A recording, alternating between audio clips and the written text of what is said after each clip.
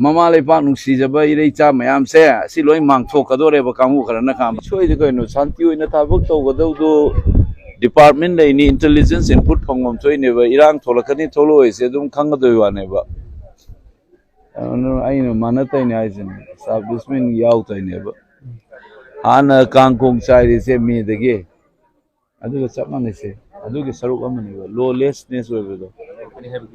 Kala dia inta nam grazan da namfu da aikoina scrutiny taukan na su uiba kubi na ga pareng san nam bido kamalai dana botha da ramina sign tauba na ga kubi na namba ma kubi ngal ta pareng san nga nam ma tauri lai su hai na thalaba literacy re su wang kan da kubi na masing kya nam ga da gen no gum khalu ne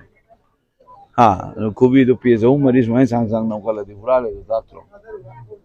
aduni changaraga Congress ki agent kara pu kara chetan tau awan khanga da bi ko mayam torga sumai manraga Congress ki candidate kara attack tau Congress ki tau bom da nong mai kara caption tau si inga lam ne ba koiro si ka su koiro ang mani ngai lai te ai sin iho man dak lai se si iho ja hot ke matung da sum tatar ke ni Manipur hong na bala ko yo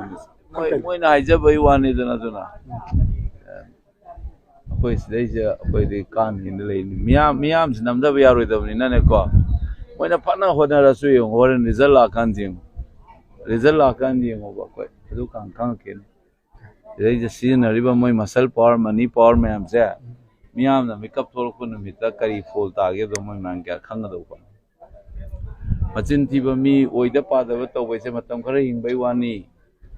matamam de Hitler e nam le mi dana German na ma la ko nupi de nupa de angang de noi law dro ya na admire to na na traga na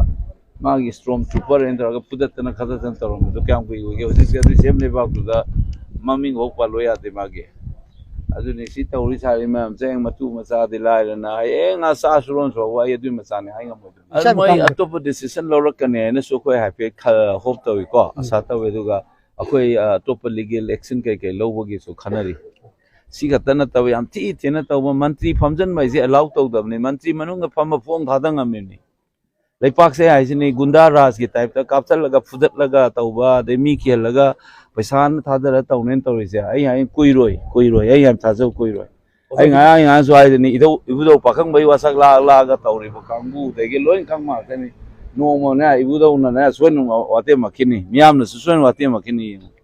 ai thajo khang do ai je leipak ning mi se kira aba de leipak ning wa miam bukan ge ai ba mi ora ba leipak ning do mi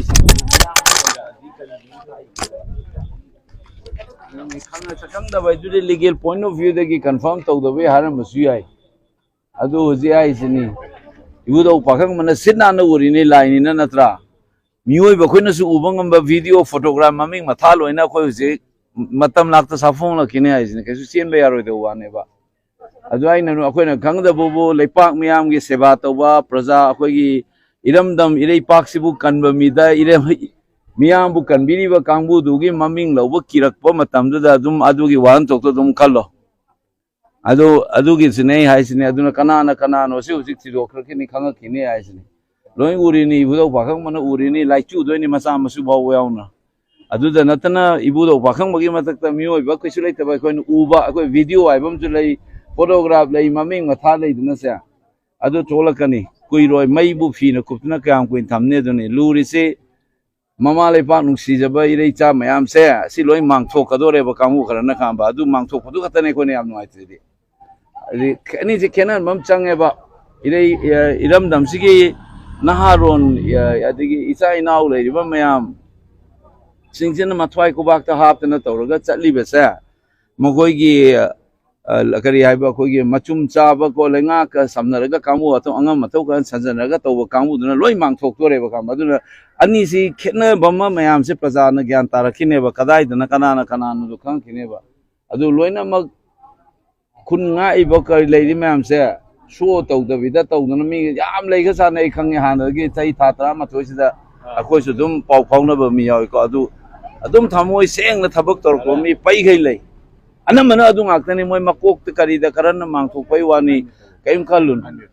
aduna maya moi adum maruk tagi adum khang khane be ire cha sing se kana na la na lamjing ino do adu yengo si adu di ikai de khoi di ikai ba ire pak sin si jamina manipur je ji international media da musu national media da kam tin ire ge ngo bang si cover phak tuk nang he nonga ba da ke ge ngo lei pak si gi izat che chum chum ching thara ga mimang sum hantan nanjan ikai ba piri se akhoi gi se piri sin adu ne mai na khura ki na lai sa bai national media da ke ige ngo na ngang la ri manipur kai uri ge Reuters da ga thole ba pau do yengo ba manipur se mi ne yeng da kar mai na uri ge se moi ma adu khan de ba moi masa da nga ki swai gi sen khara piraga acho wasang khara pullaga ete yar ni tawri do izat ti suedna amta thok ta bathabang ni se bihar bok to khre si tawba ujik ta taw khale sing da taw do khoi si taw re na sa ase aju ai sin si mai na si shanti oin taw do kai kai ge moi misu dum tha da janu ko misu tha da janu adu na ta bi da nam pu sa ga taw re se su kui roi do kang mun kem khalun